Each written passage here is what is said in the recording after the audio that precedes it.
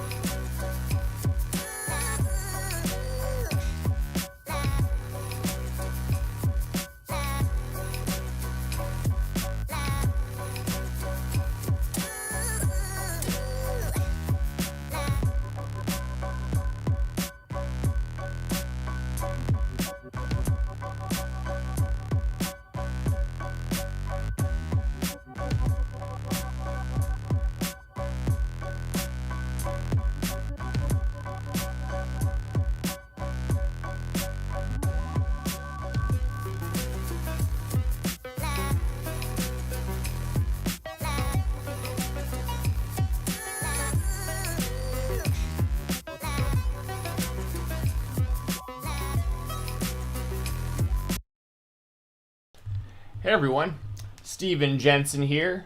See if anyone's here in the chat. If anyone's watching, feel free to just hit me up. I actually have the chat box on the screen, as you can see, so I should be able to kind of display anything that anyone says on here, since obviously I'm here by myself today.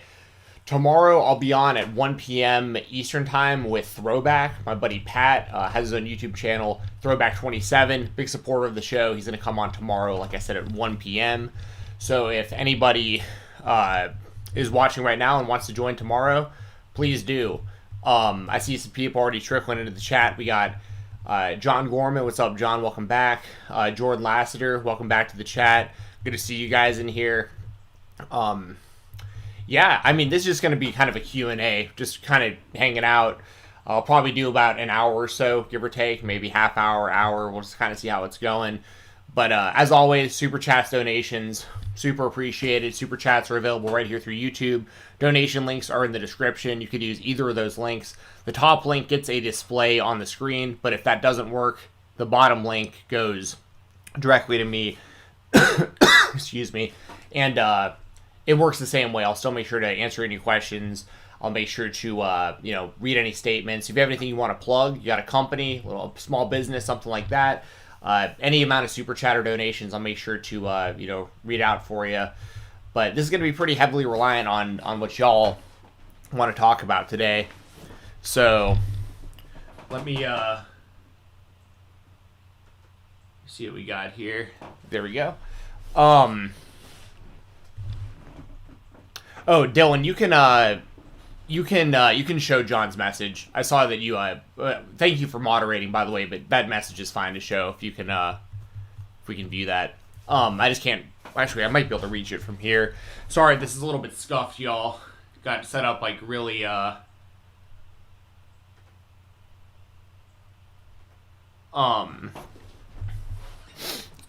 like really last second coming on stream today, so I'm just kind of getting warmed up here. Let's see what we got. Dylan's wrestling stuff. Thank you for joining the chat. Dylan's another big supporter of the podcast, and Dylan does his own reviews over there on his YouTube channel too, so check that out at Dylan's wrestling stuff. You can see him right here in the chat. John Gorman, the rest of the chat can't see it, but I can see that message. It says, managed through that shit show of Raw last night. I actually watched most of it. Admittingly, when Lana versus Nia Jax happened, I did not watch that. So we had I watched the rest of the show when Lana and Nia Jax was starting to happen. I actually, my brother had somehow, he's not really a wrestling fan, but he watches a lot of it because he's with me a lot, and he had somehow never seen The Rock versus Hulk Hogan from WrestleMania 18. I brought it up or something while me and him were hanging out last night. So when Nia Jax versus Lana was about to come on, I switched over to the network and we watched Rock versus Hogan. Although I did see that whole, everyone's talking about Nia Jax's butthole right now, so I don't know, I'm very out of the loop on what happened there. I just see everyone talking about it, and to be totally honest, I don't care enough to look into it. But everyone's talking about Nia Jax's butthole right now, so well, cool. If that's the most talked about thing that happened on Raw, I feel like we probably didn't have a very good episode of Raw. If that's the main talking point. Let's see what else we got. Throwback says, Throwback, by the way, I was just talking about y'all a second ago. Throwback here in the chat, Throwback27, who's coming on the show tomorrow with me at 1 p.m. And check out his YouTube channel also. He says, is Jesse here? When I'm on tomorrow, going to be rocking that Ohio State jersey she suggested. Oh, that's what's up. I don't know if Jesse's in here right now. If you are Jesse, please let the chat know. I texted her before I went live, and I talked to her a little bit then, but obviously, her schedule right now is, very, very unpredictable. So, I don't know if she's in here right now or not, but she does know we're doing the show, so she may pop in. And I told her also that you're going to be on with me tomorrow, and she was really excited that we were able to get you on Throwback, because we've been talking about having you on for a minute, and it's just a matter of, the timing working for both of us, and all that good stuff. I'm not sure what me and Throwback are going to talk about yet tomorrow, but I really want to do NXT TakeOver predictions, so maybe we'll do that tomorrow, even though NXT is tomorrow night, so I guess something could maybe change for TakeOver, but I'm assuming the card is pretty set in stone as of right now, so maybe we'll do NXT TakeOver predictions tomorrow with Throwback. We'll see what how things go and all that good stuff, but I'm looking forward to that show tomorrow. Dylan's wrestling stuff says, Karrion Kross heading to the main roster soon? I think so.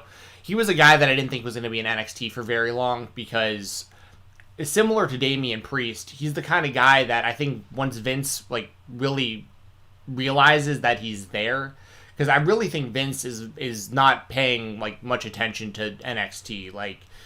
I gave the analogy on a recent show about how, now obviously there's very, very big differences between Dixie Carter and Triple H, right? I'm not making a comparison in that way. Triple H, I hope, is the one who eventually is the decision maker for the WWE and can implement what he's done with NXT onto Raw and SmackDown and that kind of stuff.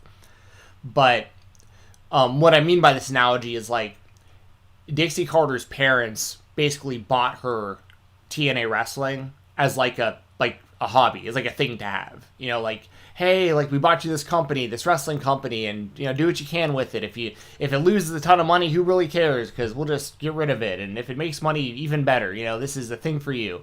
And that's how I feel about Triple H with NXT. I feel like that was kind of Vince being like, I don't want to step away, but you know, we do need to prepare for the future. And you know, here, Paul, here, Triple H, here's your thing to have to work on and to spend your time on and to get a lot of, and basically to get practice for when he eventually does take over.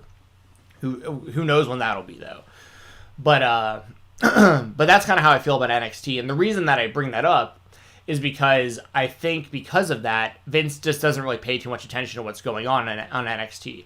And when he realizes like, oh, that's Karrion Kross, when he sees what he looks like and sees, you know, kind of what his moveset looks like and stuff like that, I could totally see Vince seeing someone like Karrion Kross and streamlining him to to Raw or SmackDown as fast as possible, because he checks every box that the WWE's looking for. Similar to someone like Damian Priest. I was actually surprised Damian Priest was in NXT as long as he was, even though he wasn't there very long. But Damian Priest is another guy who just, he has the size, which obviously that matters in the WWE to a degree. Like, he has the size, he has the look. His in-ring is very, very good, especially for this next generation of people that should be heavily featured. You know, Damian Priest is the kind of guy who can, like, my kind of thing I've been saying lately about guys like him is, you know, he's the kind of guy who can throw you over, he would pick you up over his head and throw you over the top rope, or he can just jump over the top rope and totally clear the top rope like Undertaker style to the outside. Like, he can do everything, and he has the size and the look. And I think they're, you know, I didn't know who Bad Bunny was before he came into the WWE. I'm like a lot of y'all, but I think it was really smart to put Damian Priest with Bad Bunny, because Bad Bunny seems to be really, really famous. I mean, regardless if I know who he is or not, I mean, millions of people do, and I think it's smart to put someone, like, because it makes Damian Priest seem like a bigger deal. You know what I mean? And any new viewers who may be tuning in because they're like, oh, I don't watch wrestling, but I'm a big Bad Bunny fan, they turn on Raw and they're like, oh, Damian Priest, okay, this is the guy who fights with Bad Bunny, and like it automatically makes Damian Priest kind of like a bigger star. So I'm totally fine with, you know, how all that's working out so far. Let's see what other questions we got here. And once again, y'all, super chats and donations, I'll make sure to prioritize anything y'all want to say or want me to answer. And also, I always want to mention, I haven't been mentioning, but I think it's smart to. I always put the audio of all these shows on my Fight Talk podcast feed, and thousands of people listen to those episodes because I've been doing the audio version of my show since like 2016. So anything that y'all say and like your names on YouTube, all this stuff gets put on the audio version too. So it isn't just people watching right now and people who watch the replay on YouTube. Anything you'll have to say does go out to all the audio listeners afterwards too. So just want to let y'all know that. And of course, me and Jessie still split the super chat. So you're still supporting her and her family and everything she's got going on. If you're sending me super chats right here, me and her still split everything. So just wanted to throw that out there in case anyone was thinking like, you know, you didn't want to donate because, you know, none of it was going to Jessie or something like that. Like it's all still getting split just like it always was. Let's see what other questions we got here. Let's see. Jordan Lasseter says that's exactly when I tuned out as well. I'm assuming you mean the Nia Jax and Lana thing. And did she land on her ass or something? Is that what happened? I mean, I don't even know what this whole ow my butt thing is. And who won the match? I care so little that I haven't even looked into who won the match. So, let's see here. Eric Clark says, do you think Finn will lose the title to Cross? It depends on how long Cross is going to be in NXT. That's really what I think decides that. Because if Cross is going to be in NXT long term, I think you put the belt on him because that was the plan before he got hurt. And like, let's see that play out and see, you know, let's see him as a long term champion. But I don't think Karrion Kross is going to be around long enough. So I would say, so this weekend it's Balor versus Pete Dunne for the title, right? At TakeOver. And I don't think Pete Dunne's going to win. Although I think Pete Dunne and Finn Balor is going to be a really, really, really good match. I just don't see Pete Dunne winning that. So, like, I could see them giving it back to Karrion Kross, but I also see Karrion Kross probably not winning it back if he's. I mean, y'all know what I'm saying. If he gets called up soon, then they're not going to put the title on him, because that was a big mistake I think they made with Keith Lee. Like, they finally got him, the double championship status in NXT, and then pretty much right away he had to lose the title to Karrion Kross because they were calling him up, and I don't want to see that happen to Karrion Kross. I like the idea of champions losing their belts on their way out, because that helps the progression of everything. But, like, for instance, the Viking Raiders, I'm pretty sure I remember it was either them or the Street Profits. One of those two teams in NXT, like, never lost the titles. Like, when they got called up, it was the Viking Raiders, I'm almost positive. And you know what I mean? That's I don't like that. If you're gonna leave the territory, I think you should lose the championship on the way out, because I just think it helps, because it makes the rest of the roster look lame. If, like, basically it makes it look like these people are better than you are, and, like, the title doesn't mean that much because they're just gonna give it up and move on to better things. It kind of diminishes the whole brand and the people fighting for those titles, in my opinion. So. That's a long way of saying I wouldn't want to see them do to Karrion Kross what they did to Keith Lee, because then, he has to lose the title right away, and I don't want to see Karrion Kross really losing right now either. I know that sounds kind of contradictory, but my opinion is this: Karrion Kross, if he wins the NXT title, I think he'd have to lose it really fast, and I don't want to see that. That's basically what I'm saying, and I also don't want to see him win the title, then just go to Raw, and then he vacates. Like, I don't want to see that either. So. Just my personal opinions. John Gorman says light heavyweight Grand Prix, that is. I'm not sure what you're talking about, John. Maybe you're talking about I saw that PFL just put up some of their brackets. I don't know if the lightweights. I think it's heavyweight men though, so I don't know what you're talking about with the light heavyweight Grand Prix. Just let me know, and I'll talk about that just once I know what you're talking about. Jordan says, or Eric Clark says, do you think Kross will be a big deal on the main roster? Who knows? It all comes down to booking, and it all gets filtered through a 70-something-year-old man who I think doesn't know what, I can't speak for everybody, but he doesn't know what I want to watch anymore. That's pretty clear. You know what I mean? So, like, I don't have any faith really in anybody who gets put on Raw or SmackDown, because I don't know. It's such a wild card of, because, the smallest thing could, like, ruin your whole career. Vince could just not like the way you sneeze in front of him or something, and, like, you're a jobber for the rest of your career. It's very unpredictable. But Kross checks all the boxes. He has the size. He has, like, that MMA background in style in the ring. So I think that Karrion Kross has all the tools to succeed at any level on any company. I thought he was really good in Lucha Underground. Thought he was really, really good in Impact for the time he was there. I liked him in Bloodsport and all that stuff. So it's like he could wrestle anywhere and be successful, but it's all going to come down to creative.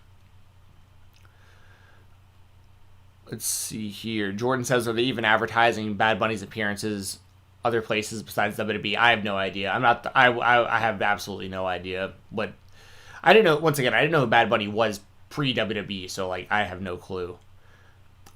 People talking about Nia's hole. Paul Townsley, thank you for joining the chat, says, Nia did a leg drop on the apron. Oh, okay, so I'm guessing her ass kind of, like, caught the corner of the apron or something like that. Ronin Ghost, welcome to the chat. Jay Jeezy, welcome back to the chat. We got a lot of regulars, a lot of some newer faces in here too, so thanks everybody. Paul Townsley, that's what I just read. So thank you for letting me know what Nia did to hurt her butt. Ronin Ghost says, did you watch Dragunov vs. Walter? Yes, I did. As a matter of fact, on the Fightful Select Weekender podcast, which I do every Sunday over at FightfulSelect.com, I actually gave Dragunov vs. Walter my award for 2020 Match of the Year, and that was for all companies. So I sorry, I shouldn't say all companies. It was for all companies that I cover on the Weekender. So that covers Ring of Honor, NXT UK, 205 Live, most of the indies. I talk NWA over there, Impact, all that kind of stuff. Out of like that pool, if we're not talking AEW, but even then, like Walter vs. Dragunov held up against those two. To be fair, it might have just been the best match of all year, in my opinion, of any brand. I didn't count New Japan Pro Wrestling in that because I don't cover it on a regular basis on the show. New Japan, I'm sure, had some really good ones that could have been considered and stuff like that. But I thought that. Walter vs. Dragunov was absolutely incredible, and Walter as NXT UK champion is great, and they have a good list of challengers for him. Looks like A-Kid isn't going to be the one to get the job done against Walter. Dragunov wasn't able to do it, but it was a banger. Tyler Bates had a few bangers with him. They were really building towards Balor versus Walter, which I could still see happening at some point, which I think would be incredible. I think that Ben Carter is going to be a really interesting challenger at some point. I think they're going to really, really build up Ben Carter, and he presents something totally different than the other guys Walter's been wrestling. That's a totally different dynamic stylistically. So NXT UK has and I'm missing people, I'm sure too, but NXT UK has Jordan Devlin's doing really, really good work. I mean, they have a really, really solid roster over there, really under the radar with what they put together. And the women's division's been solid too. Like they have Kaylee Ray and Ginny and all them. I mean, it's been pretty good. Ronago says, do you think Survivor Series 2020 was such a missed opportunity for The Miz to cash in on Drew McIntyre? Honestly, I hate The Miz having the Money in the Bank. I'm a huge Miz fan, like historically. I've showed it on stream plenty of times. I just don't want to get up. But I have a Miz trucker hat from when he was on the Real World Road Rules Challenge. Like, that's how I watched The Miz on MTV's Real World Back to New York. I remember when he first started doing the Miz character, he'd get super drunk, carry around like this children's title belt and like knock over trash cans drunk, like on MTV. And as I was like in middle school at the time, so I thought he was the best. I thought he was so funny and so cool, and it was awesome that he wanted to be a wrestler and all this stuff. So I followed his career from the time he trained in UPW. A lot of people don't know, UPW also where Samoa Joe trained at, John Cena. There was a lot of really good talent that came through UPW. And The Miz, so that's all to say, I'm a longtime fan.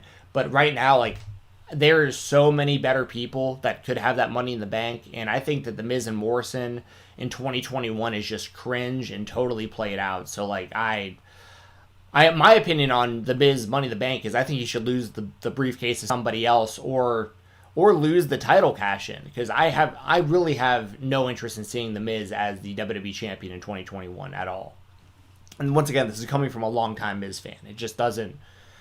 You got to move on. The WWE's just got to move on at some point. I mean, especially when you looked over at what AEW is doing and the ages of the people that they're making stars over there. Like, WWE is I mean, they have a lot of potential in NXT and Omos. I think there's a ton of potential there. Whether the guy can wrestle or not, he looks like someone no one can beat. You know what I mean? Like there is potential there in the WWE for sure, but it's strange when you look at their main event scene. It's like the average age has got to be like in like the 40s or so, especially if you count Edge. It's like it's strange that they can't move on and create new stars.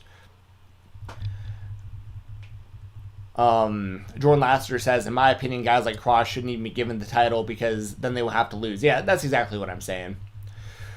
Ronan Go says, have you seen Leo Rush in New Japan? To me, he's living his best life outside the WWE in terms of being on the MTV Challenge and music career, wrestling on the independents.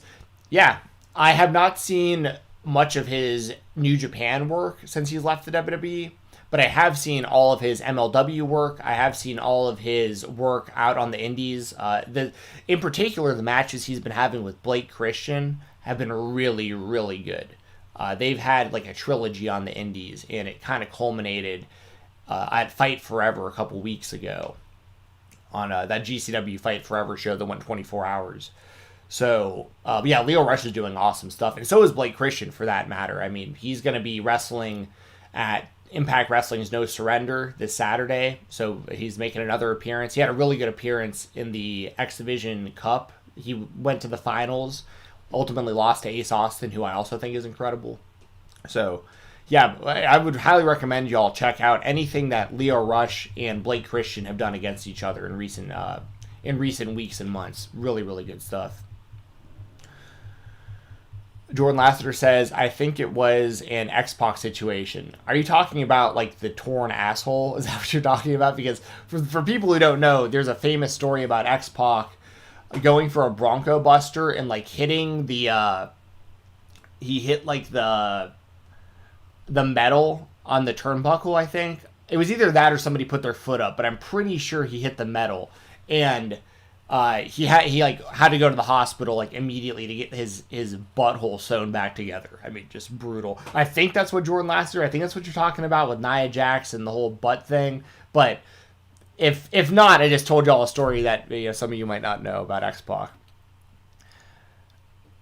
Jordan Lassiter says the Dragunov match didn't feel like a WWE match. Yeah, the Dragunov and Walter match, it was much more hard hitting. I love that style. I love that strong, stiff style, as long as both wrestlers know what they're getting into and they've both agreed to doing it. So, what I'm not okay with is people stiffing other people who aren't asking for it. People who are like openly, giving someone their hands back with their chin out and someone just, like when Nia Jax punched Becky in the face, for instance, like that's stiffing somebody. I'm not okay with that. But if both people know and they agree to it, and it's like I'm gonna be snug, you be snug back, and it's agreed to, then I'm all for it. Ronin Ghost says Triple H was on WWE's The Bump and compared Walter to Brock Lesnar. Do you agree with that comparison? I agree with that comparison to a degree if you're looking at just the NXT UK brand, or if you even look at Walter's indie run, especially his match with PCO from Joey Janela's Spring Break a couple years ago. You also check that out if you haven't seen it. But the problem is with Walter, like, if I remember correctly, wasn't Walter on like a Survivor Series team or something like a year ago, and he was eliminated first? I'm pretty sure. I feel like I'm not making that up, but let me know in the chat if y'all remember that. Didn't Walter have like some WWE appearances for like Survivor Series or something a couple years ago, or like last year, but then like he lost, like, and just looked like every other guy out there? So that's where if I'm Walter and I'm making good money, I don't know what his financial situation is, or his contractual situation, I have no idea. But if I'm him, like, and I can stay in NXT UK and be a big fish in a smaller pond over there versus God knows what happens to me when I show up at Raw or SmackDown. Or maybe, I'd be okay with him going to NXT, like the Wednesday show on USA. Like, I'd be fine with that, because I think, especially if Triple H is saying this kind of stuff about him, like, Walter would be fine there. But Raw or SmackDown is, let me know in the chat. Am I remembering that correctly, or am I just making that up? Ronan says, why is Jordan Devlin calling out the Cruiserweight champion when he could arrive in NXT to challenge Santos Escobar? To me, it's filler. I honestly think it has a lot to do with the travel issues, Ronan. I think that's all it is. Because at some point, I think they will do Jordan Devlin, unifying that title with the Cruiserweight champion. And if they keep that belt on Santos Escobar, Escobar's been a great champion. I really liked his match with Kurt Stallion. I'm a huge Kurt Stallion fan. And I think it looks like August Gray will probably be the next challenger for Escobar. So if Escobar keeps knocking off all these challengers, I could see him and Devlin doing a kind of a unification match for the Cruiserweight title. I think that'd be really good. So I think that's why they're doing that, Ronan. John Gorman says the WWE age problem has been a problem for a while, but now people are really taking notice. Yeah. Yeah, you're very right about that. And I don't think there's any end in sight. And I think the WWE is really content with, like, if the ratings aren't good or they're having a hard time getting the right people over or whatever the case is, they just go outside of the company and, call up The Rock, call up Brock Lesnar, call up John Cena, whatever it is. Like, it's just gonna, Goldberg, he's like the prime example right now. They're just gonna keep doing that kind of stuff. Edge, whoever. It's And the sad truth is, all of the names that I just mentioned are all bigger stars than anyone who's currently like a regular part of the show. And that's the problem, right? Like that is the problem, is that the WWE has not created anybody on the level of all the people I just talked about. But until they do that, they're just going to keep doing what they've been doing. Just keep going back to the well. Call up Goldberg. I mean, do y'all really think we've seen the last of The Undertaker in a ring? Like, am I the only one who just doesn't buy that at all? Like, I think he's for sure wrestling more matches, so. Personal opinion.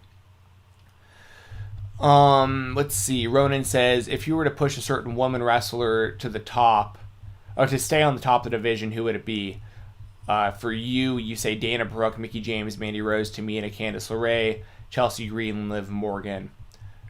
Yeah, those are all decent choices. I think Tamina just isn't very good. Like I think there's a reason you only see Tamina like on Royal Rumbles and Battle Royals and stuff like that. She works well in that context, but her matches just aren't very good. But I mean, out of all of those names, I'd say Candice LeRae. I think she's the most talented of all the women you mentioned. As far as like if you're talking specifically WWE, I think Io Shirai. That's who I would say. I'd say Io Shirai. She's probably the one who entertains me the most. That isn't already like Charlotte or Becky or Sasha. You know what I mean? John Gorman says Walter was the NXT Raw SmackDown Survivor Series, and he said he hated it and didn't care how badly he got booked. Okay, well there you go. That's what I was talking about. And he's saying like his heart wasn't in it and just wanted to leave. Yeah, I mean he probably realized he was just getting jobbed out, Ronan says WWE needs to push new stars in the women's division. Sure, yeah, they need to push new stars everywhere. The women's division is in a better state though than the men's division. If you're looking at like kind of the talent pool of women that the WWE has between Raw, SmackDown, NXT, and NXT UK, and their ages and stuff, like they're going to be good for a long time. I think on the women's side, I'm really concerned because this is the thing. Like, if the women's division, this would be a good analogy. Like, if the women's division, like, was if the women's division was in the same bad shape that the men's divisions are, then I think you'd see, like Trish Stratus brought back to the show often, Lita brought back to the show often, maybe like Ivory or, Tori Wilson, Stacy Keibler, that kind of like women who, not even that necessarily that they're better in the ring, because none of the women I just mentioned are as good in the ring as anyone. Ivory was always very good, but and Trish and Lita, but you know what I mean. The point is, I think the women now are better. Like, they're better in the ring, they're better all around performers, and they wrestle much more consistently than the women did back in the day. But if the women's divisions were struggling and they didn't have that up-and-coming talent, I think they'd be doing the same thing to do with the men, and they just constantly be going back to the well. But luckily for them, on the women's side, they don't have to do that. Ronan says, I don't know if you're a WWE Games fan, but thoughts on the rise and fall of the 2K games. I'm a huge gamer. I bought every single wrestling video game from the Sega Genesis to the Super Nintendo to the N64 to the PlayStation 2 to the original Xbox to Xbox 360 and yada yada yada. I'm on the Xbox One and the Switch at this point, and PC, of course. So yes, big time. But I will say the only games I haven't purchased are the last 2 years that they did WWE 2K, because I think the games have gotten really, really bad. It's similar to Madden. You're just paying for the same thing year after year. And somehow 2K20, from what I've seen, was like just glitchy and even worse than the rest of them somehow. Like, the newest game was worse than all of them. Don't know how that happened. So I'm really looking forward to Retromania Wrestling coming out. I think that comes out on the 26th of this month. And then I'm really, really, really, really looking forward to AEW's console game, because my favorite games of all time are still No Mercy, Revenge, WCW NWO World Tour, WrestleMania 2000, like the THQ, AKI, Ukes. They're like those N64 era wrestling games are still to this day my favorite ever. And if they can incorporate that stuff into the AEW game, which it looks like that's what they're attempting, I'm I think that could be a real game changer for the wrestling video game genre. And I have never played 2K Battlegrounds, so it just didn't look like it was for me. Kogan says, "Well, I agree that we need to push," and welcome back, Kogan. Kogan Spory says, "While I agree we need to push new stars in the division, do you think there's an argument to be made that championship value is more important when only a select few hold them?" Yes. But it also depends on how long the title's been around, right? Like, the WWE Championship's been around for so long that, like, you know, they're going to have a ton of champions. But I know what you mean. That's why I think AEW's done such a good job. You know, there's only been 3 champions. The company's been around for like a year and a half. And it's been all people that totally made sense. You had Jericho, who was the most recognizable person in the whole company when AEW started. You had Moxley win it from him, who was a massive superstar before coming to AEW, and the story made sense, and everyone was ready for it. Moxley was an awesome champion, and now you've got Kenny Omega, who I think is going to take it all to the next level. The whole belt collector thing, I think, is incredible. I love that they're doing this crossover stuff with Impact Wrestling and New Japan and everything that they're doing. So I think AEW's done a great job of protecting their titles. Impact Wrestling is a great example of a company that doesn't protect their titles well. I love Impact. I talk about it every week. I watch it every week. I'm a big supporter of the company, but they hot potato their championships way too much for my liking. I think with the WWE, the biggest issue I've had with their titles being devalued, especially like the WWE Championship, isn't so much how many people have held the title, it's who's held the title. Because to me, I know a lot of people really soured on the WWE title when JBL held it.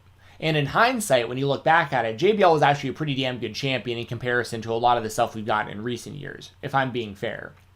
But to me, the person that really killed that title was Jinder Mahal. Like, when they gave him that championship, and he was a total jobber, and they only gave it to him because of logistically where the WWE Network was starting and wanting to get, you know, viewers in certain parts of the world and stuff like that, there was no build at all. Had Jinder Mahal like beaten some really big names over the span of like a couple months, if he had like won the United States Championship and held it for, you know, 3-4 months or something, like, then I would have no problem with it. It would make sense. But he went from just jobber to, here's the title, let's go sell subscriptions in India. You know, it's like, that was like, to me, the belt's value just plummeted when they did something like that. You know, it just like, oh, okay, this is a prop. This is being used as just nothing more than that. It isn't about who's the best wrestler in the world or in the company. It's about who can sell network subscriptions. And then I think, you know, with the stuff they've done with Goldberg and stuff like that, sense just really just reinforces, you know, the whole it being a prop and them just trying to sell network subscriptions. And it's not at all in the WWE, it's not at all about who's the best wrestler in the world. In AEW, I feel like I'm watching people competing to prove they're the best wrestler in the world. It's just I feel like I'm watching two totally different things. Jordan Laster says Victoria needs to come back. She looked amazing in the Rumble. I agree. She's always looked great. She's always been really good, always really ahead of her time. She was a great women's wrestler when there were very few women taking wrestling like super seriously, or at least that was the way it was portrayed on TV at the time. She came in and was like a great women's wrestler from day one, and she was never like a diva or something like that. She was always like in it to win championships. And I've actually met her in person before in Nashville, and she was super, super nice. So like I want nothing but good things for Victoria. Ronan says, do you think CM Punk ruined the Nexus in 2011? I don't know. The Nexus was doomed either way. After the Nexus lost to Team WWE, that match where Cena like beat the last like 2 or 3 people on his own, Nexus was dead after that. They had an opportunity there. The Daniel Bryan thing got a lot of publicity, like him choking Justin Roberts with the tie and all that and getting, you know, fired. But, you know, when he came back and, you know, Nexus had a lot of buzz and a lot of potential. But when they lost that WWE versus Nexus match, they were, you know, dead right there. So I don't think it really would have mattered. You know, and the most memorable thing that CM Punk did while he was with the Nexus, I think of 2 things. One is, you know, him, you know, trying to like whip guys like Bray Wyatt when he was Husky Harris and Michael McGillicuddy / Curtis Axel / Joe Henning and all that. I remember him like trying to discipline the guys, But then, of course, the big one was, he cut the pipe bomb promo when he was in Nexus. So, but, if CM Punk had never joined Nexus and never kind of got honey-dicked on, being a star in the company, maybe we never get the pipe bomb promo. I don't know. Kogan says, random question, have you ever talked to PS Power? If you did get along, if you haven't, do you think you can get along? I've never spoken to PS Power. I would 1,000,000%. I'd have him on the podcast, or I'd definitely interview him or talk to him for sure. He's a guy who I agree with a lot of the things he says, but there's also a lot that I disagree with. But I respect the fact that he goes out there and gives his opinion, and I think it's really, I think it's really clever. As weird as it sounds, I think it's really clever how he's still using the same microphone and camera webcam that he's been using since he started doing videos 15 years ago, because it's almost like the brand of him at this point is he wears that same because he still makes videos. A lot of people don't realize that he still makes videos every now and then, and he still wears that same Impact. I think he wears a TNA Destination X shirt and sits there in front of his old webcam and uses his old microphone.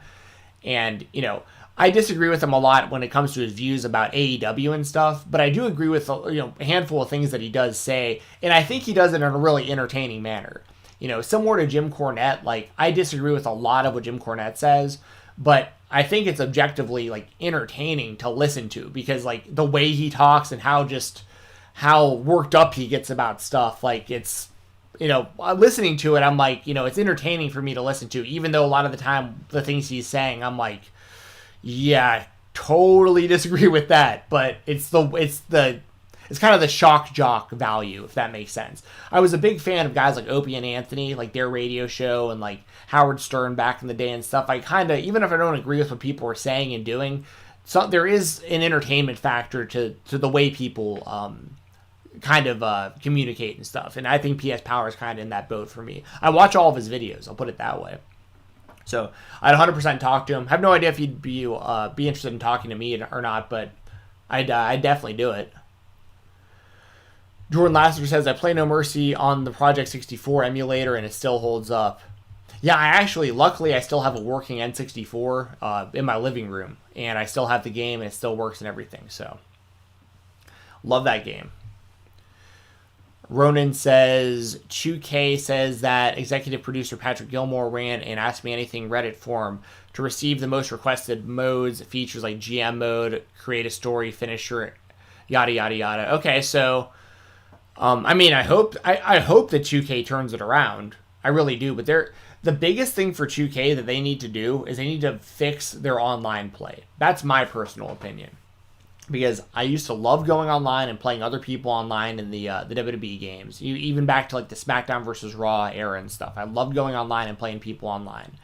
But they made it to where the only way to really compete online, without getting super detailed into it, basically on the games you have a certain amount of reversals for your character.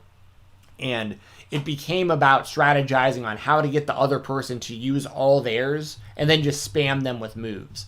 So you basically would create wrestlers where they'd have these quick jabs or these spinning heel kicks or a spinning back fist or something that was really, really fast and very easy to counter. And you were doing that hoping they'd counter. They're out of counters, and now you just hit them with all your moves over and over and over again until they start building their counters back.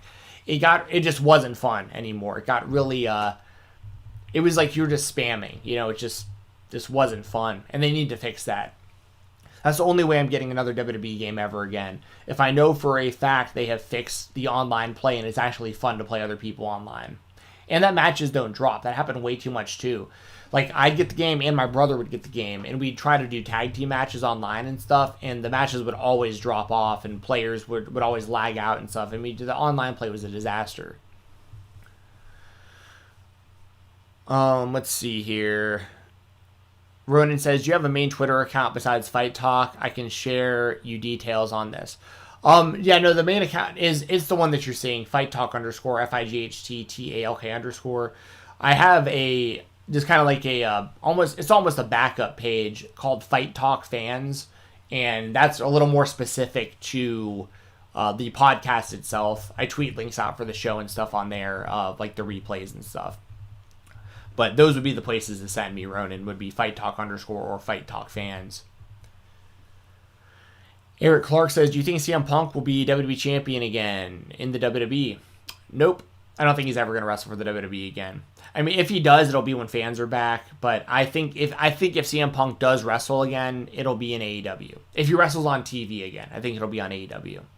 You know, maybe he shocks the hell out of all of us and pops up on like a GCW show or something. But the thing for the CM Punk at this point is, you know, if a company's going to offer him a ton of money, which only really WWE and AEW are going to be able to offer the kind of money that CM Punk's going to be looking for.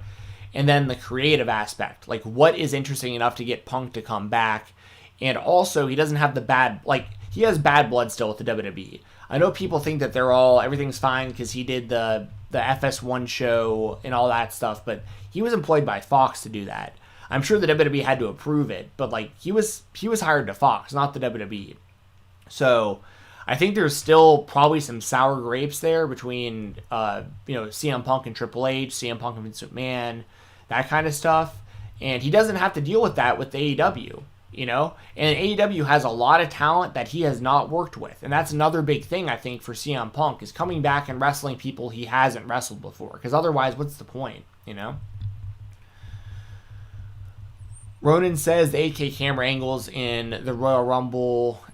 Yeah, dude, the 8K cameras are incredible. I love those. The way that they kind of blur out the background and focus in, you know, on the people and stuff. I think those cameras are really the future of sports because they're using them in the Super Bowl and stuff too. I mean, I love, just my opinion as someone who does video editing and stuff. Like, I really, really like the 8K cameras a lot. Kogan says, did you ever come up with more answers to that question I asked in the last live stream? The one of match pairings that disappointed. Kogan, I haven't thought about it anymore, honestly. If any more come to mind, though, before I get off live, I'll answer that.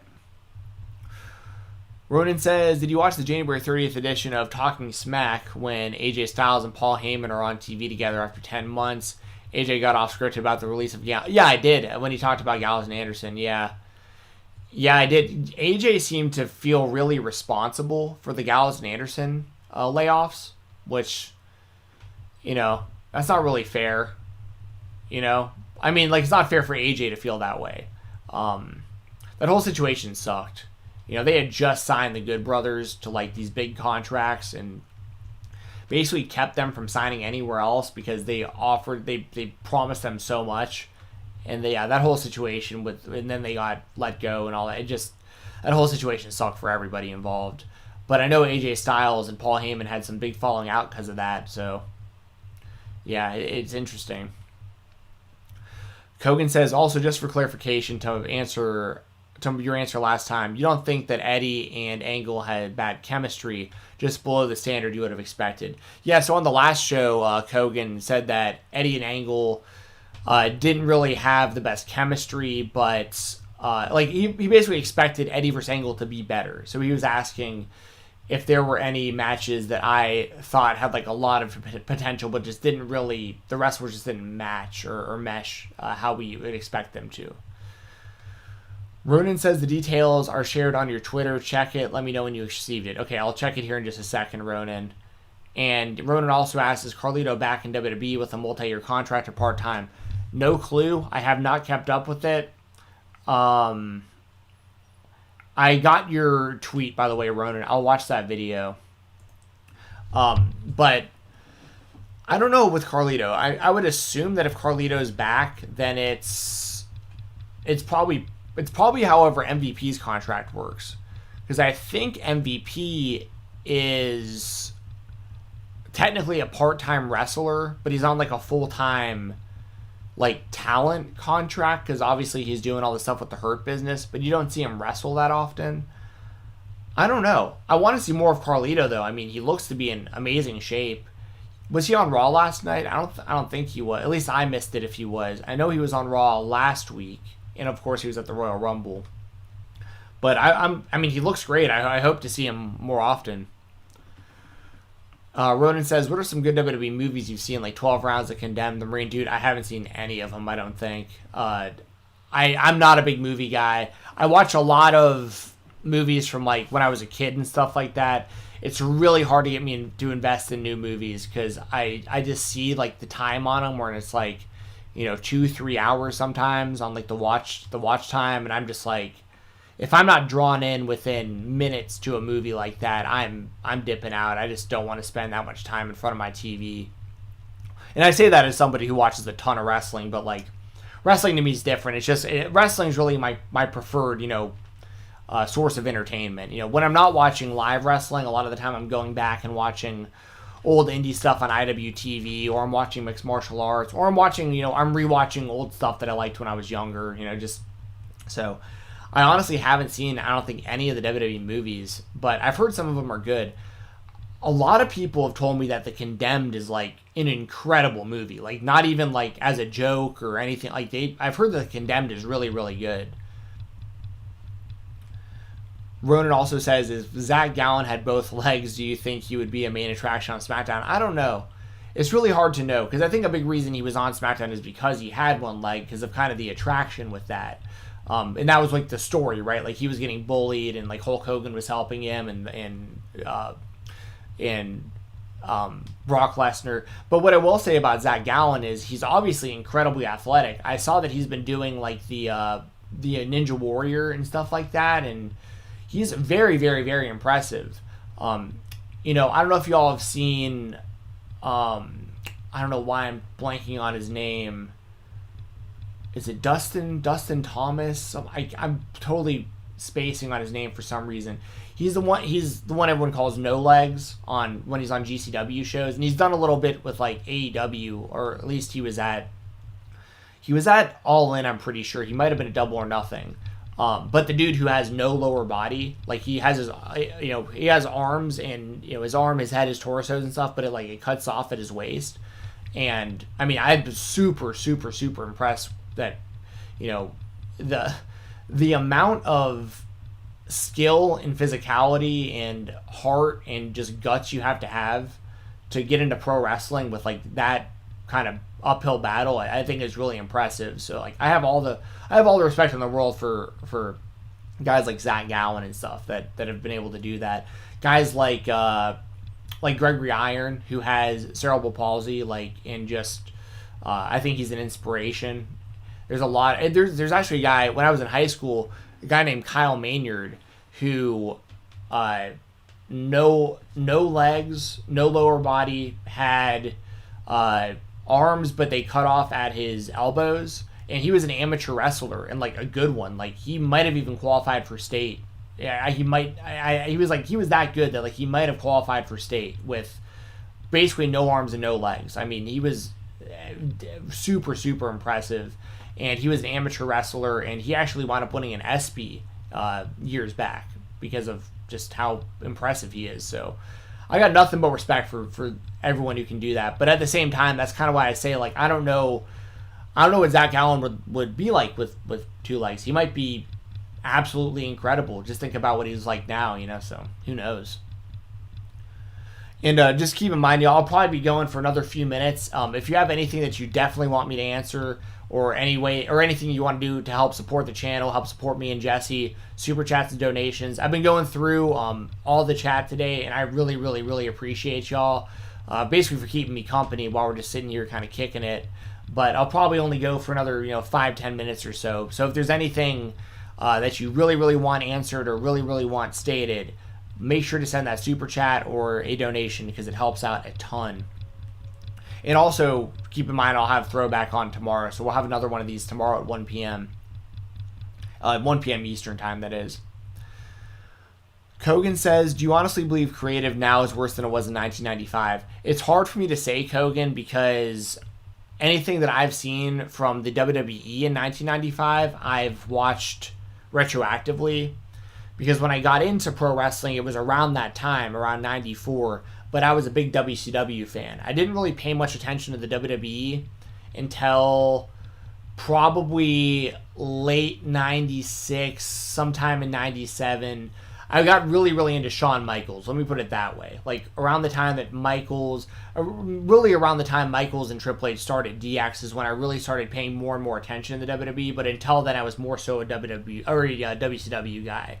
And I was more of a WCW guy up until probably like the year 2000 or so. I mean, I loved WCW. I loved the NWO and all that stuff. So, so I can't really say, like, retroactively speaking, I would say no. Like, because if I were to go back right now and watch stuff from 95, because WWF in 95 would have been like the rise of kind of more like Bret Hart in the title scene, Shawn kind of in the title scene.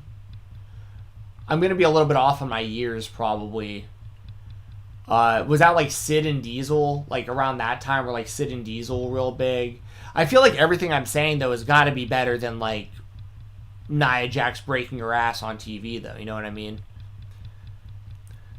Ronan says, "Is Royal Rumble 2001 the best one ever?" It's way up there. I know. I think there's a good reason a lot of people bring that up a lot. Speaking of retroactively, if I look at like Royal Rumble 1992, which happened before I ever even watched wrestling, I still think that holds up as one of the best Royal Rumbles ever. Like, especially with like all the stars in that match and the story with Ric Flair, you know, pretty much running the gauntlet all the way. I mean, in the story with him and you know, Mr. Perfect or Bobby Heenan, like being on commentary, you know, like during the match and being a guy who was pulling for Flair the whole time and stuff. So I think you always got to put 1992 on there, but 2001 was damn good also. And with 2001, that was right before WCW got purchased. So that would have been all for the build up to WrestleMania 17, which then of course was like arguably still to this day the best WrestleMania ever. So yeah, Royal Rumble 2001 was really important. Kogan says the best movie WWE produced is a horror film called Oculus. I'm not too into horror movies, so I'll probably give that a pass. But for anyone who's listening right now, according to Kogan, Oculus is a good WWE film. If you want to check that out. Ronan says, "Why is Eugene erased from the WWE Encyclopedia?" Is he? That's interesting. It's weird. It's strange. I guess it depends on how you look at the Eugene character. Like, on one hand, he's like this really, really inspiring character. Like, especially if I was a kid that had like a mental handicap or something like that, and I wanted to wrestle, and I thought there was no way I'd be able to, and then I saw a guy like Eugene on TV, I'd be like, you know, I think you need characters for everybody, like that people can get behind, especially kids.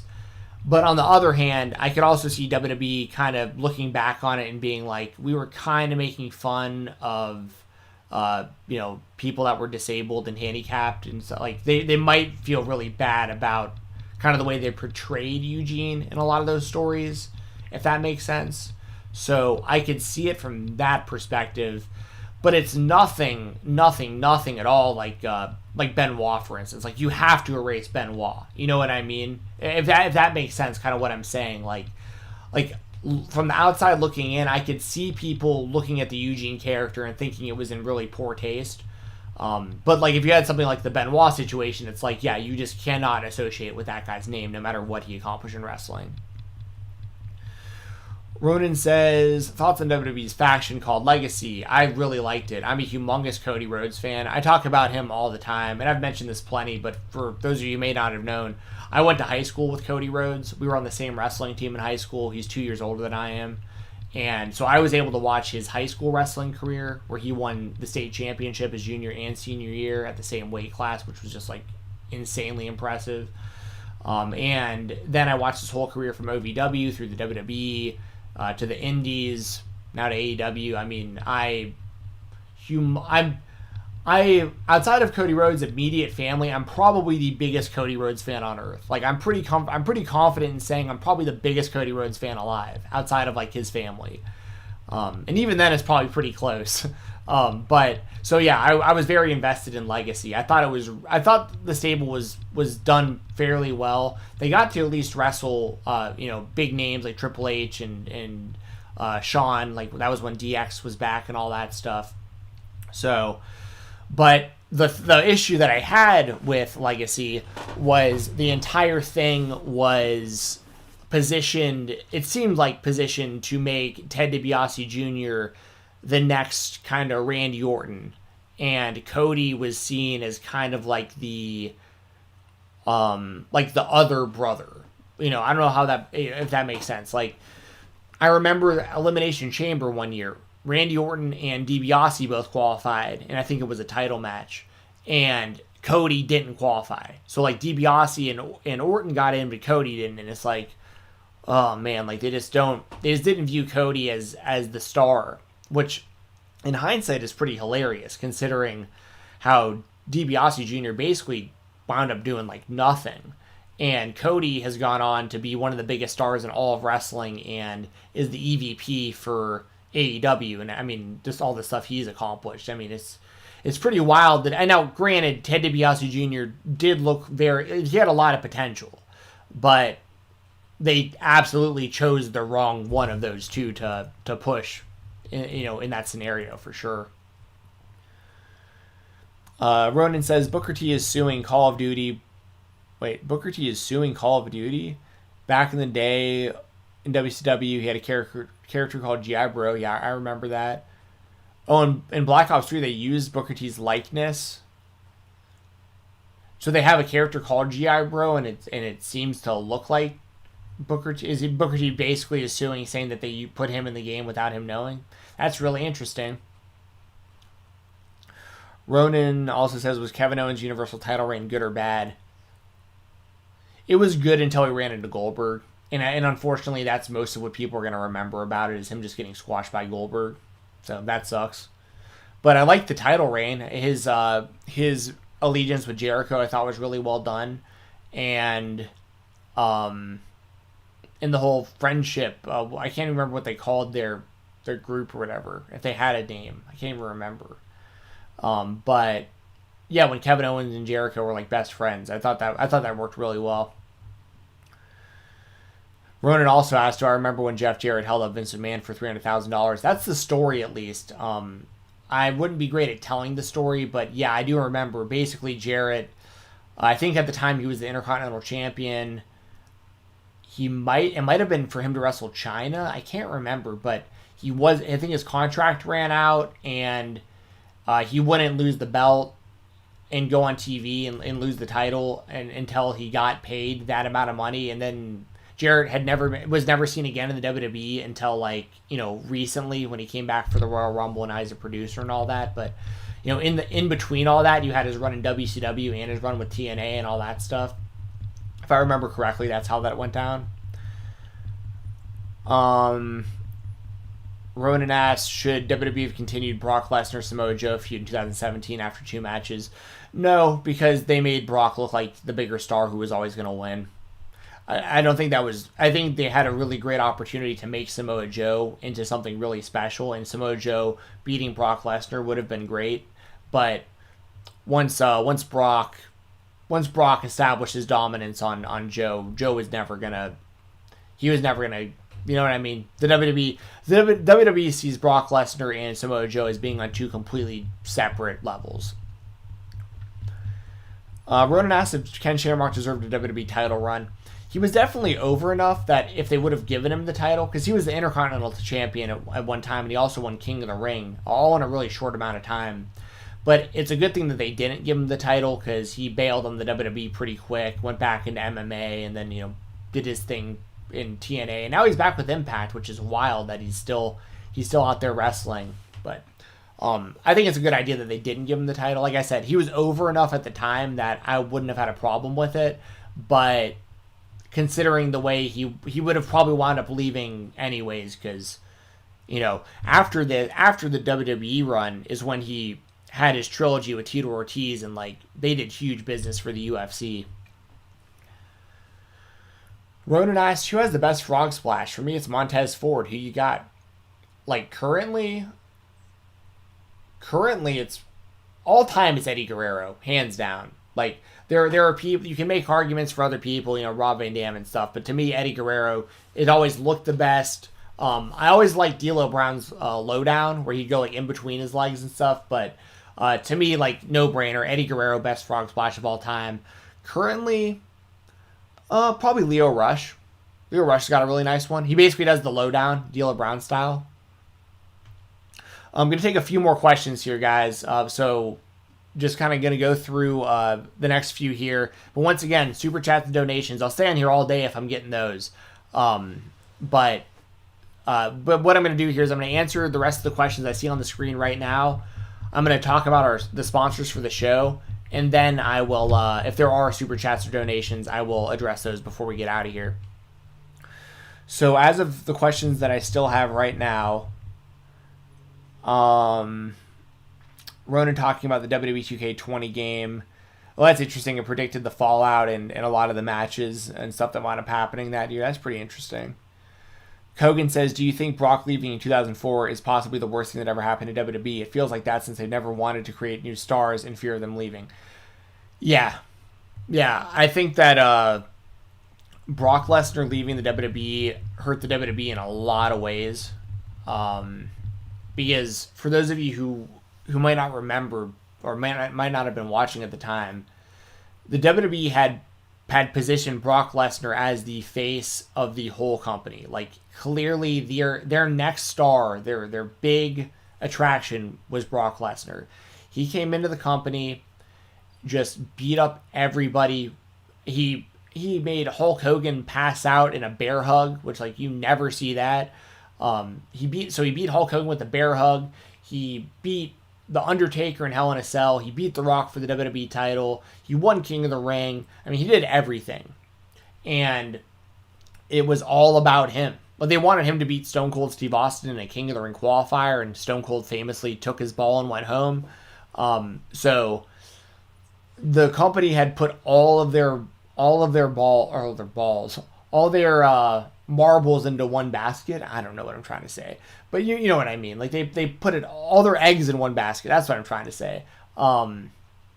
With Brock Lesnar. So when he bailed on them, yeah, because now on the flip side, had Brock Lesnar not bailed, I don't think we would have gotten John Cena to the level that we got John Cena. And I think that's a good thing because Cena became a massive superstar.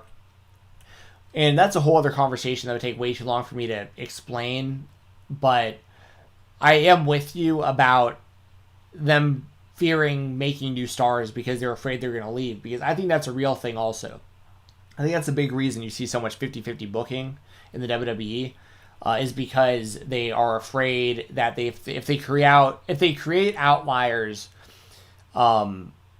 that get too over, that those superstars realize like, okay, I don't need the WWE anymore. Like I can go back and have like my own Twitch channel. I can have my own YouTube career. I can go do movies. I can do commercials, TV shows, all this other stuff, and not get beat up and not have to work 300 plus days and all this stuff.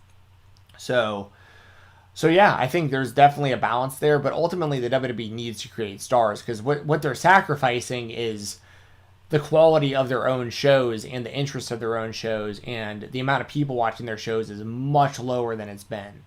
I mean, when you think about like the Attitude Era, and you think that there were 8 to 10 million people watching wrestling every Monday between WCW and WWE, and even when WCW got bought and when ECW got bought and all that stuff, like WWE was still getting probably 5 million viewers or whatever. Like I'm just guessing, but probably something like that. I mean, probably at least half of the people that were watching at the peak were still watching when it was only WWE.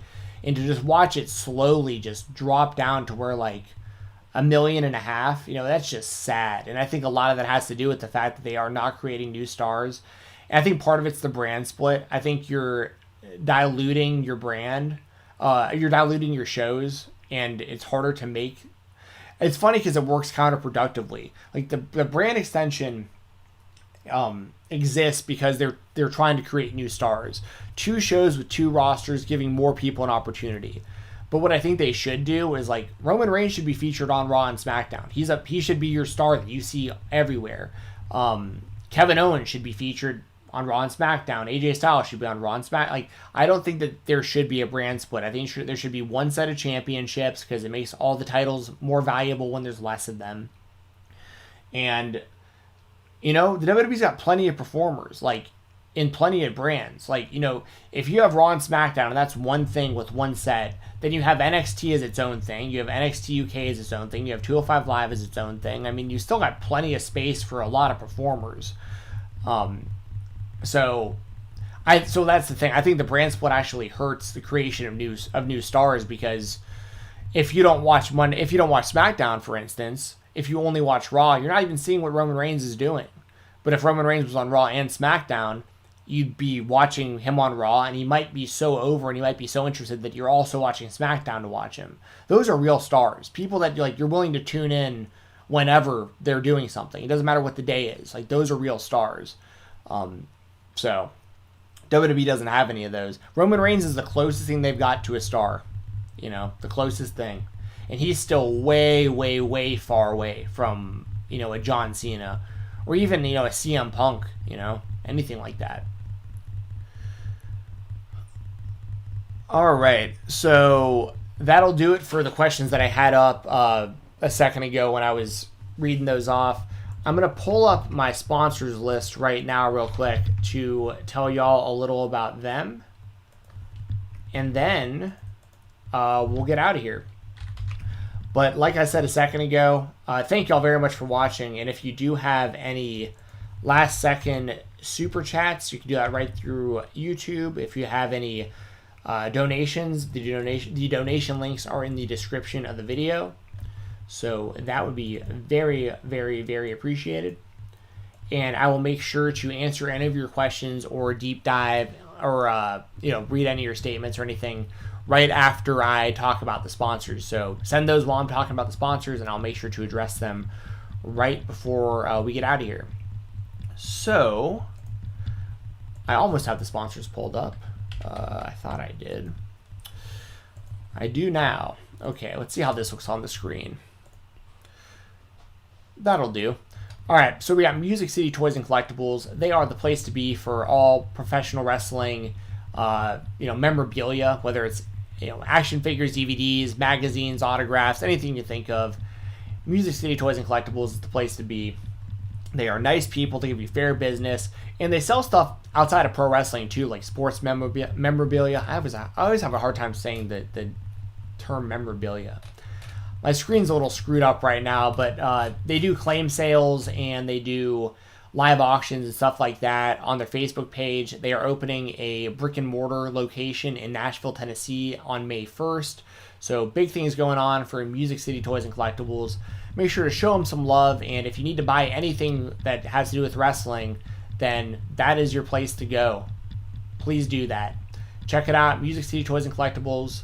Nice people, fair business. Check them out. Also, shout out to WrestleRumble.com, place to be for fantasy pick'em contests for professional wrestling. We have a new, oh man, this is sick. We have a new belt giveaway. It's called the Revolution Belt Giveaway. It's going to be $1 entries. So for $1, and there's going to be one winner. Winner takes all. This is insane. For $1, all right, somebody's going to win. Replica titles. These are the real deal replicas. The $300-$400 replica titles. Maybe even more than that. Someone's getting the AEW World Championship, the TNT Championship, the AEW World Tag Team titles, and the FTW Championship. That is completely insane. Someone's winning that for $1. That is so awesome. Support WrestleRumble.com. Jump on there, throw a few bucks on there, try to win some insane prizes. WrestleRumble.com. Stay up to date with all their contests. On Twitter, give them a follow over at WrestleRumble. And lastly, we got my brother Brian Jensen. He is a co-owner of Steel Boxing and Athletics, a gym out of Atlanta, Georgia. I thought I could go to their page, but I can't. That's annoying. Can I not, sorry, y'all. Can I not just... I don't know why Instagram does that. I used to be the social media manager for an Instagram account. And now I can't even look at my brother's page. Are you kidding me? Well, anyways, I gotta have to figure out a way to fix that. So now, because I don't have my own Instagram, I can't even look at his page. That's annoying. Make sure to follow my brother. It's Boxing ATL on Instagram. BOXING ATL. He can help you reach your goals. If you want to learn how to throw hands, get in better shape, you want to lose some weight, if you want to compete professionally or in an amateur level, whatever it is, MMA, he can help you. If you're a pro wrestler and you just want to, get some boxing training and stuff, that'll help too. So he can help you. He has certification to work with Parkinson's patients, people with neurological issue of all ages and sizes and everything. Like, he can help you. Just search for him on Instagram at BoxingATL, BOXING-ATL. Hit him up, and just like with all of our sponsors, if you tell them that myself or Jesse sent you that way, I promise you they will give you really, really good deals on whatever you are trying to do. And my Twitter, of course, is FightTalk _ FIGHTTALK _. Check out the Fightful Select Weekender podcast every Sunday at FightfulSelect.com. All things MMA for my YouTube videos that I edit for All Things MMA and all that stuff. I'll talk a little bit more about what I got going on this week after I read this super chat. Thank you so much, Ahmed, with the $5. Says, just saying hi. Have a good day, brother. Ahmed, if you're still in here watching, thank you so much for the super chat. I really, really appreciate it. Hope you're having a good day as well. And I hope things are, getting better. I know you're going through a lot right now, and I appreciate you. All the money you've donated to the stream this last week is, I can't tell you how much I appreciate it. And I know I speak for Jesse as well. So thank you, Ahmed. You're a great guy. This is very, very nice of you, and I've been thinking about you, and I hope that things are getting better for you, man. This is always a place you can come and hang out and just kind of escape from the world. You know what I mean? And also, I want to give a shout out real quick to Corey Hummel, an avid listener and watcher of the show, who I don't want to show it on screen because I don't know how that works with. I could probably show it because maybe I'll show it next time, or maybe when I got Jesse on here, but. Corey actually purchased me a cameo from Shelly Martinez, who was Ariel in ECW, and she sent me this great video message and was really, really nice. And thank you, Corey. It was a complete surprise. I didn't expect it at all, and wanted to give Corey a shout out before I got out of here. And last thing I'm going to say before we sign off is make sure tomorrow to tune in. If you're listening to this today, or watching this today, it'll be tomorrow. That'll be Tuesday the 9th, so Tuesday, February 9th at 1 p.m. Eastern Time. I'll be going live with Throwback 27, Pat, whatever you want to call him. We'll be on here tomorrow answering your questions and probably doing a preview and some predictions for NXT TakeOver. So I'll see y'all again tomorrow at 1 p.m. Eastern. Thank y'all very much for listening. I had a great time kicking it and hanging out with y'all. Didn't mean to show our YouTube analytics. I'm so bad about that. But until next time, we're going to do this right here. Boom. Until next time, I will...